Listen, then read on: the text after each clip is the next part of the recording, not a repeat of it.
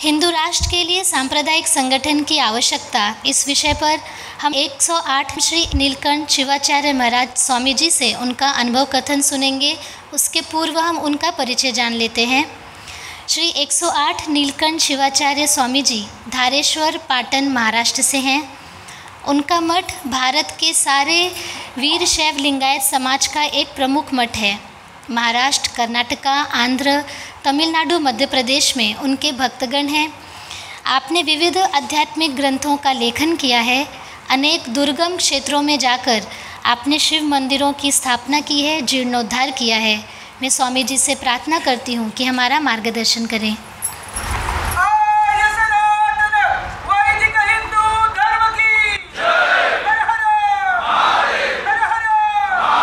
भारत माता की, गौ माता की, गौ माता की, अपने अपने माता पिता की, हर हर जय श्री राम। सनातन वैश्विक हिंदू राष्ट्र महोत्सव एवं इस आश्रम का रजत महोत्सव, ऐसे पवित्र पर्व में सांप्रदायिक एकता और हिंदू राष्ट्र निर्मिति, इस विषय को आगे लेने के लिए जब मैं यहाँ खड़ा हूँ तो मेरे सामने बहुत सारे महानुभाव गुरुवर्यगण हैं, संतजन हैं और आप सभी साधक तथा विश्व के अनेक प्रांत से आए हुए सभी जिज्ञासुजन हिंदू बांधव, आप सभियों को भी नमस्कार करता हूँ। मान्यगणों को नमस्कार और शिष्यगणों को आशीर्वाद। ऐसा तो हिंदू धर्म आपको हिंदू राष्ट्र की निर्मित करना, ये 21वीं सदी में काम लगना ही नहीं चाहता। ऐसा तो हिंदू सनातन ही है। हम अफगानिस्तान से यहाँ तक दौड़े भागे आए हैं। क्या बात है मुझे समझ में नहीं आता, लेकिन हिंदू छोड़ देता है, जाने दो क्या है। हमारी धर्म परंपरा ही ऐसे है, अहिंसा सत्यमस्तेयम ब्रह्मचर्य दया क्षमा दानम पूजा जपो ध्यानम इति धर्मस्य संग्रह। तो हम सब छोड़ देते हैं। अरे वो इधर रहना चाहता है, रहो, इधर रहना है, रहो। गालियाँ देता है, ठीक है दे दो, जो करना है वो करो। हम नहीं स्वीकारते, हम नहीं स्वीकारते। ऐसा करते करते हम इतने छोटे से हिंदुस्तान में आए हैं। अफगानिस्तान में हम ही थे। अभी भी हम गणेशोत्सव मनाते हैं। उसी वक्त अफगानिस्तान में हमारे पुरखों ने बालू का लिंग बनाया था, इधर भी वही करते हैं। इधर तो बहुत सुविधा है, सोने का भी बना सकते हैं। फिर भी हम हमारे पुरखों की परंपरा जताने के लिए करते हैं। लेकिन हमारे पुरखों ने जो धर्म परंपरा संगठन संघर्ष किया, इसके बारे में हम जानते नहीं, उनका अनुकरण करते नहीं। आज भी जिन जिन प्रांतों से हमें जिहाद जैसे बातों पर विचार करना पड़ता है, वहीं पे हमारे पुरखों का कुछ न कुछ है। नहीं वो भी कहते हम आपके पुरखों ही है, हम पहले हिंदू थे। अरे आप हिंदू थे लेकिन रहे नहीं ना। यदि आप हिंदू थे तो अहिंसा सत्य ये तो आपको ज्ञात होना चाहिए था। हमारे धर्म के 10 परंपरा है, 10 आचार मार्ग है, उनमें से 2 तो आपने आचरण में लिया तो अभी आप सही हिंदू हो सकते हैं। लेकिन नहीं, हमारे इस धर्म आचरण के 6 समाज के लिए आवश्यक बातें हैं। अहिंसा, सत्य, अस्तेय, ब्रह्मचर्य और दया। ये सब हमें दूसरों के लिए सोचना है, खुद के लिए नहीं है। खुद के लिए 4 बातें आवश्यक है: दान, पूजा, जप और ध्यान। हमारे धर्म ने ये 4 बातें अपने लिए बताई है, लेकिन हम दान देना भूल गए हैं। दान वाणी से होता है, दान धन से होता है और दान तन से होता है। हम वाणी का दान, जो भगवान का नाम स्मरण करना है, वो भूल गए हैं। यदि हम भगवान का नाम लेते तो हमें कभी भी दिक्कतें नहीं देता। सादी सादी बात है, जब हम इधर उधर खेलते बागड़ते बच्चों को देखते हैं तो बच्चे कभी कभी खेलते रहते हैं, लेकिन एक ही चीज़ सबों को चाहिए, मुझे यही गेंद ही चाहिए, मैंने वो यही खिलौना चाहिए। एक खिलौना होता है लेकिन 4 लोगों को ये मुझे चाहिए ऐसा होता है, और उसमें झगड़ा होता है। झगड़ते झगड़ते एक दूसरे को नीचे गिराता है, दूसरा ऊपर आता है, ऐसा कुछ होता है। जब नीचे गया उसको पता चलता है अब ये हमारे छाती पे बैठा है, वो नहीं निकलेगा, तो जोर से माँ बोलता है। स्कूल में होता है तो गुरुजी का नाम लेता है, इधर उधर कहीं होता है तो माँ, दादा, दीदी वगैरह कुछ बोलता है। जब वो उसका नाम लेता है तो ऊपर जो है, उसके ऊपर जो चढ़ा है उसके ध्यान में आता है, ये ठीक है इसको मैं रगड़ रहता हूँ, लेकिन इसका जो गुरुजी है, इसका जो माता पिता जिसका नाम ले रहा है वो आएगा तो अपनी धड़कत नहीं है, इसलिए वो उसको छोड़ के घूम बाहर जाता है। उसी तरह हम भगवान का नामस्मरण लेते हैं तो ये जिहादी हमारे पास नहीं आ सकते, लेकिन हम वही नहीं कर सकते। नाम लेना ही अत्यंत आवश्यक है, ये वाग्दान है, लेकिन हम वाचा से ये काम नहीं कर रहे हैं। इसके वास्ते हमें ये समस्या आ रही है। ये समस्या दूर करने का सही हाल यही है कि मैं नहीं, आप ही सब कुछ करते हैं। हमारे यज्ञ में ऐसा ही है, इदन्न मम, न काया मेरे है, न वाचा मेरे है, न मन मेरा है, न तन मेरा है, न धन मेरा है, न कुछ भी मेरा नहीं है, मैं ही तेरा हूँ। लेकिन हम वही भूल गए, इसके वास्ते ये आपत्ति आ रही है। जब हम हिंदू राष्ट्र बनाना चाहते हैं तो पहले हमको राष्ट्र के प्रति त्याग करना आवश्यक है। न जाति का, न धर्म का, पंथ का, संप्रदाय का, किसका भी मोह न रखते हुए राष्ट्र मेरा आवश्यक है, यह बात जब हम अपने मन में लगा देंगे, जो मन में आता है वही तन करता है, मस्तिष्क में जो आता है वही हमारे इंद्रिय करते हैं। इसलिए हमारे मन मस्तिष्क में हमेशा हिंदू राष्ट्र के बारे में, परमात्मा के बारे में सदैव सतर्कता होनी चाहिए। यह आती है तो कोई दिक्कत नहीं आती। हमारी भगवान की परंपरा में शिव जी को अग्र बताए, Shiva is God and others are lord, ऐसा बताया। फिर भी जितने सारे लॉर्ड हैं, उन राजाओं ने ही, हमारा राजा भगवान श्री कृष्ण था, वो विश्व गुरु बन गया। हमारा राजा श्री राम था, वो वंदनीय बन गया। राम कृष्ण हरि ऐसा हम नाम लेते हैं। भगवान हरि भी शिव की पूजा करते करते, शिव भी हरि का नाम लेते लेते सम्मिलित हो गए। हरिहर का तादाद में हमें मिला। भगवती और भगवान शिव शक्ति नर नारी के रूप में हमें दिखाई दे रहे हैं, फिर भी हम भूल गए।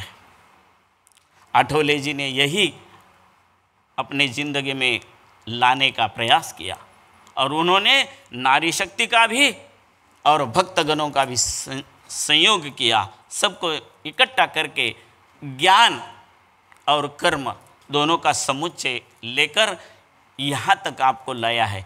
केवल 25 साल में आप हिंदू राष्ट्र बनाने के लिए सतर्क हो रहे हैं, यही उनका यश है। आज आप जो रजत महोत्सव बन रहे हैं, कई बार लोग कहते वो चांदी हो गया है। अब हमारे धर्म के भी चांदी होने वाली है, लेकिन हम संधि नहीं छोड़ना चाहिए। हमारी धर्म परंपरा में एक आफत है, हम पंच तत्वों को मानने वाले उसी प्रकार पंच धर्म परंपरा को मानने वाले हैं। सनातन संस्कृति शिव है, शक्ति है, विष्णु है, ब्रह्मा है, कृष्ण है, अलग अलग देव देवताएं हैं। फिर भी 5 संप्रदाय, शैव, शाक्त, वैष्णव, सौर और गाणपत्य। इसमें गणपति जी का हमारे आधार स्थान पर भगवान ब्रह्मा और विष्णु उसके ऊपर, शिव जी उसके ऊपर, और इन सभियों की शक्ति है। शक्ति माता अकेली नहीं है, सब देवताओं के मिलकर शक्ति बन गई है, वो हमारे कंठों में है। इसको ही हम षट चक्र बोलते हैं। एक एक चक्र पार करते हुए श्री गणेश जी का, श्री ब्रह्मा का, श्री विष्णु का, श्री शिव जी का और आदि शक्ति आदि माता का, जिसको नवदुर्गा बोलते हैं, उसमें 6 को ज़्यादा महत्व दिया है। कई जगह 7 बोलते हैं, सप्त जल मातृका बोलते हैं, नहीं तो हम सप्त स्वर बोलते हैं, सारे गम पद निसा। यही हमारे ईश्वर के नामस्मरण करने की वाचा शक्ति है। यही वाचा पंच रूपों से वाचिक, परा, पश्यंती, मध्यमा, वैखरी आदि नाम से भी जागृत है। इन सब वाणियों के परा जाते हुए और सभी देव जीव जीवता में जो बोलते हैं, जो देखे जे भूत उन्हें मानिए भगवंत, उसी तरह इतने हजारों लोग जो हमारे सामने हैं वो केवल भगवान ही है, परमात्मा ही है, ऐसा मानकर सहस्रार में मिलित होना, सम्मिलित होना और उसके बाद 8वें चक्र को जागृत करना, यही हमारा 1008 नाम है। वो केवल गुरुओं के लिए नहीं, अब सभी संसारियों को भी करना है। ये सब आपत्ति आपको दूर करने के लिए सनातन धर्म का सनातन विचार, पवित्र विचार मन में लाना अत्यंत आवश्यक है। इसलिए आपको मैं गणेश जी का भक्त हूँ, गणपत्य हूँ, ऐसा नहीं बोलना चाहिए। मैं वैष्णव हूँ या मैं शैव हूँ या मैं शाक्त हूँ या मैं सौर हूँ, ऐसा नहीं बोलना चाहिए। यज्ञ कर्म सबको करना है। जठराग्नि नहीं चलता तो ये देह भी नहीं चलता, लेकिन जिनको जो कर्म करना है वो करने दो। शाक्त है, शक्ति की पूजा करते रहेंगे, लेकिन आप सभीयों को मिलजुल कर ये कार्य करना आवश्यक है। हमारे प्रत्येक चक्र को जागृत करने के लिए गणेश जी को, ब्रह्मा जी को, विष्णु जी को और हृदय में भगवान शिव जी को भी जागृत करना अत्यंत आवश्यक है। शिव संप्रदाय में भी बहुत गलतियां हो गई है। वैसे तो हमारी सरकार भी गड़बड़ी कर रही है।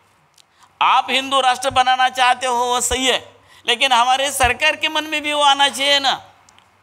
वो तो हम सब हिंदुओं में आप गणपति है, आप सौर है, आप वैष्णव है, ये तो बता देते ही है। फिर भी जितने सारे शैव लोग हैं उसमें भी गलतियाँ कर देते हैं। आप लिंगायत शैव है, आप शैव है, आप निराभार शैव है, आपका उनका कैसा चलता है? वो ऐसे लिंग की पूजा करने वाले, आप वैसे लिंग की पूजा करने वाले। अरे आप देवी की पूजा करने वाले, लेकिन आप सरस्वती की पूजा करने वाले हैं, आप लक्ष्मी की पूजा करने वाले हैं, आप उमा पार्वती की पूजा करने वाले हैं।